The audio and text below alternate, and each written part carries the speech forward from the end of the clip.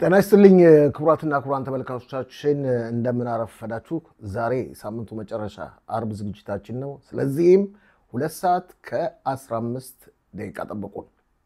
ተመልካቾቻችን በዛሬው ዝግጅታችን የተለያዩ ውይይቶች፣ የተለያዩ ትንተናዎች ይኖራሉ። ሳምንቱን በሚገባ እናጠቃልላለን።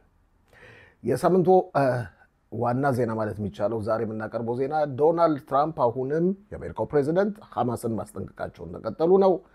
የጦር ኃይሎች ኤታማዦር ሹማችን ሌፍተናንት ጀነራል ኢያል ዛሚር በትላንትናው ዕለት በጋዛ ድንበር ጉብኝት አድርገዋል።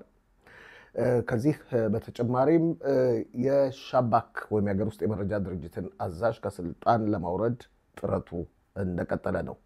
ሶሪያ ውስጥ የእርስ በርስ ጦርነት በምዕራብ የአገሪቱ ክፍል መታደሱ እየተነገረ ነው። እነዚህና ሌሎችን ልክ 2 ሰዓት ከ15 ደቂቃ ጠብቁ።